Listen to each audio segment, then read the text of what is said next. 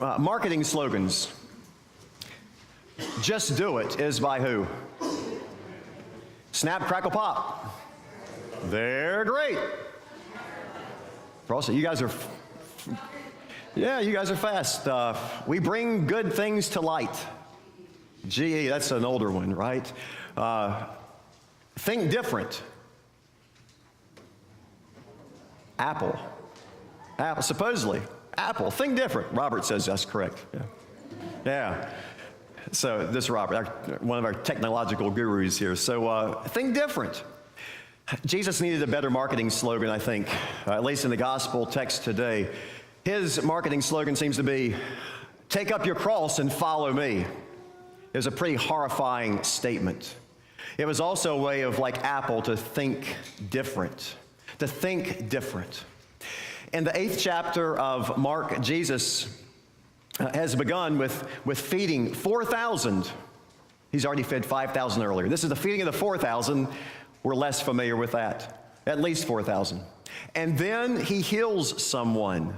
And these 4,000 plus 1 plus 12 disciples and then some apparently are nearby, maybe close, maybe far, but they have journeyed right before our text today to a place called Caesarea Philippi in northern Israel. It's a land of mountains and where the Dan River starts, a very serene place like the Appalachian Mountains in North Carolina. Wonderful, beautiful area. There was the god of Pan, among other gods, a goat god, Pan, P-A-N. And there was this great big cave, which no one at the time thought they knew where the bottom of it was, this big dark hole, and they just called it basically the gates of hell, the gates of Hades. And maybe people were sacrificed into there, or maybe this other god came out of there. It was a pretty scary place. And in the midst of that place, Jesus says, who do people say that I am? And Peter says, you are the Messiah. You are the Messiah. And Jesus then begins to teach. Jesus is a teacher, he's a rabbi, and he begins to teach them, if this is true, if I am who you say I am, the Messiah, the Son of Man, this one coming from God, this anointed one to lead in a new revolution, like King David was the anointed one, like some of his descendants were as well. If this is me, living in this day and time, says Jesus, this is going to lead only to suffering. The religious leaders are not going to be happy with this. They're not going to buy into this. They may pray for Elijah to return every day, but they certainly aren't praying for a Messiah to show up. And we're also occupied by the Roman Empire. And the Roman Empire certainly doesn't want any upheaval from our little nation state, Israel. So if I am who you say I am, if I am the Messiah, the Son of Man, I'm going to suffer. And I am going to be crucified, and I'm going to be killed. But then he does something entirely different when he says, and on the third day, I'm going to rise again. You know that story. But Peter at the time says, no. He speaks out and says, no. Maybe because he doesn't want to talk about suffering and death and crucifixion. Maybe because he says, no, you are who we say you are, and we want a revolution. I got my knife here in my pocket that he later uses to lop off a slave or a soldier's ear. Jesus' disciples included the Thunder brothers, James and John, who are always looking for a fight, it seems to be. He also has a guy named Simon the Zealot who was zealous for the Roman Empire to get out of Dodge. Jesus had some fighting men with him, by all accounts. Maybe he had already changed their life. Maybe not. Maybe they had put their weapons up. Maybe not. But Jesus has these people with him, and Peter says, no, we want you to lead us into this new revolution.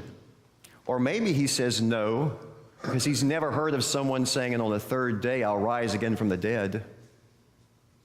No. In disbelief, as unbelievable as Abram and Sarah were when they were in their old age, saying, no way, we can't have a child. No way. Or any answer in between those. He says no. And Jesus rebukes him. Last week, as we began the season of Lent, for Sundays anyway, Jesus goes into the wilderness. He's tempted by Satan for 40 days. We left that episode quickly, but here later on, 7 chapters or so later in the Gospel of Mark, Satan is still there. But Satan is not Satan or a wild beast. Satan is Jesus' friend and disciple Peter, who is at least tempting Jesus to say, okay, you're right. Yeah, we're not going to rock the boat here. We're just going to play it safe.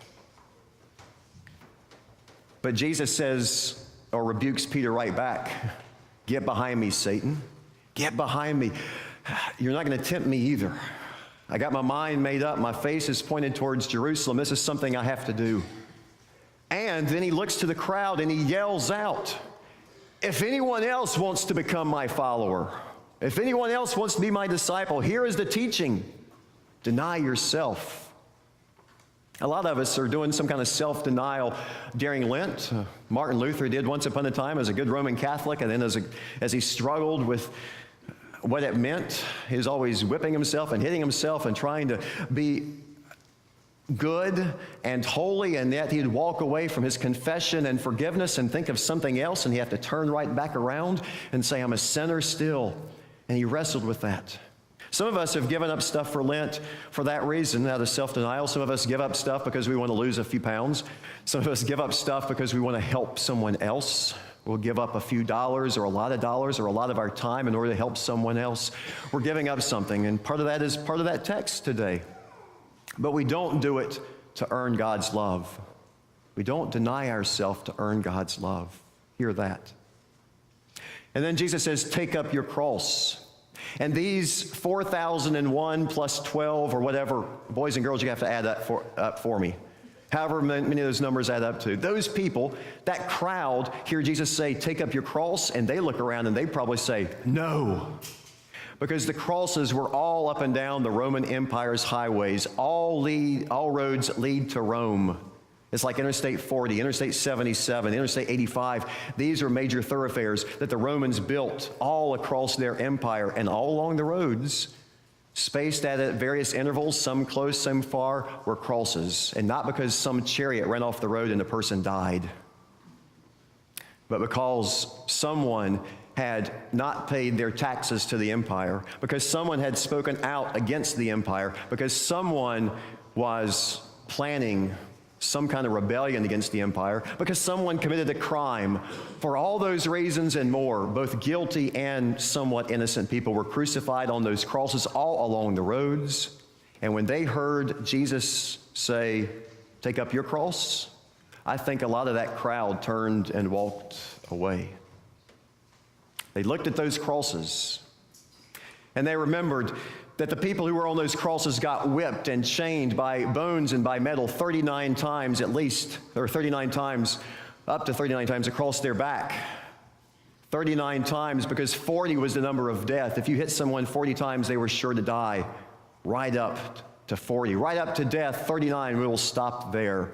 40 days in the wilderness meant death. 40 days on Noah's Ark meant death for all around. 40 years in the wilderness meant death of a generation so a new generation could come in. 40 was a number of death. 39, they stopped just short of death. And these people, bloodied and beaten and their hands tied, and they couldn't do anything else, were then had a crossbar laid across their shoulders or across their backs, and they were tied to it, and they were told to walk however far to the vertical crossbeam. And an 80 or 90 or 100-pound crossbeam is difficult to carry when your back is bleeding and you're dehydrated and you are exhausted and you are being whipped and beaten and chained. When you feel the weight of the world and the weight of your own sin, when you feel humiliated, it's difficult and it crushes you. It crushes you, and you have to hold that up, and your arms can't go down because they're tied up and you have a hard time breathing. And at some point in time, they grab you with that bar and they yank you up, and they stick you on a vertical post with a saddle down at your feet so at least one foot can help push up because your head is bowed down, and the splinters are into your back and into your arms, and you're trying to reach up to breathe, otherwise you just die of suffocation. And the nails are in your hands and in your feet And if you don't have the ropes tying your hands and arms to that cross, those nails will shred your hands and you will come straight down. People hung on those crosses for hours and for days. They hung on those crosses as a symbol of who is in charge, the Roman Empire, as a symbol of you better not do anything against us, as a symbol, as a warning. Until the birds ate the flesh, until the bugs crawled up the cross, until the other wild beasts came around the cross, until the skeletons fell down, and there were skeletons all along those Roman Empire roads. Take up your cross and follow me. No. And people left. At the foot of Jesus' cross, 7 chapters later, there's only a couple of people. The people have already fled. The people have already left. They can't stand the sight of suffering. They don't want to put up with suffering. Jesus, rescue us from suffering. And when Jesus says, if you're going to follow me, you're going to suffer, they don't want to hear that either. Rescue us from suffering. That's oftentimes my prayer, still today. Help me, Jesus. Help me, Lord. Help people who are in the midst of suffering. It's not pleasant to see. It's not pleasant to be a part of. It's not pleasant to experience. And so we suffer. But Jesus calls us to deny ourselves today in the gospel text, as well as to take up our cross, not as an element of suffering so much, but as an element, and not to focus on ourselves, but to focus on God and be mindful of what God does for us, freeing us from sin, from oppression, from Satan, and inviting us to reach out with hands pierced, marks, St. Mark's hands, or marks of our hands like Jesus's, to share God's love and grace with others in our midst and others around the world. The early Christians prayed like this quite a bit. They made the shape of the cross as they stood and they prayed, or they put their faces on the ground like Abraham and Sarah did, and they laid straight out on the ground in the shape of a cross and prayed. One way or the other, that symbol of death, that symbol of violence, that symbol of the empire became their symbol of prayer, that symbol of hope, that symbol of life, the symbol of freedom, the symbol of forgiveness, the symbol of Christianity. The symbol of Christianity. A symbol against Satan and all sins and evil and a world that would oppress us. So in your hymnal, red page 235, page 235, we renounce, as Jesus did, not Peter, but Satan renounced evil and all that would draw him away from God, renounced all those things that would tempt him from doing God's work. And if you're going to follow Jesus, Jesus says, you're going to need to renounce these things in order to follow me, and following me may end up getting you killed, because love is costly and grace is costly, and doing what God would have us do can be costly. Stand as you are able and join with me in renouncing at the foot of the cross. Do you renounce the devil and all the forces that defy God? Do you renounce the powers of this world that rebel against God? Do you renounce the ways of sin that draw you from God? Yesterday we had a memorial service for a man named Harry de Jong. Harry's parents, and Harry's from the Netherlands, he grew up in the Netherlands, and Harry's parents apparently were part of the underground that helped Jews escape Nazi Germany during World War II. There were times when Harry never even knew until he was older that his parents were hiding Jewish people down underneath their floorboards. For a couple of years this went on as they moved out of Germany through the Netherlands and elsewhere. Out of love and grace, out of their Christian faith, they risked their lives, renouncing the evils of an empire to help save some. They could have died, but they took up their cross and followed Jesus in that regard. With them, and with all those who believe, we profess our faith. Do you believe in God the Father? I believe in God the Father Almighty, creator of heaven and earth. Do you believe in Jesus Christ, the Son of God? I believe in Jesus Christ, God's only Son, our Lord, who was conceived by the Holy Spirit, born of the Virgin Mary, suffered under Pontius Pilate, was crucified, died, and was buried. He descended to the dead. On the third day he rose again. He ascended into heaven. He is seated at the right hand of the Father, and he will come again to judge the living and the dead. Do you believe in God, the Holy Spirit?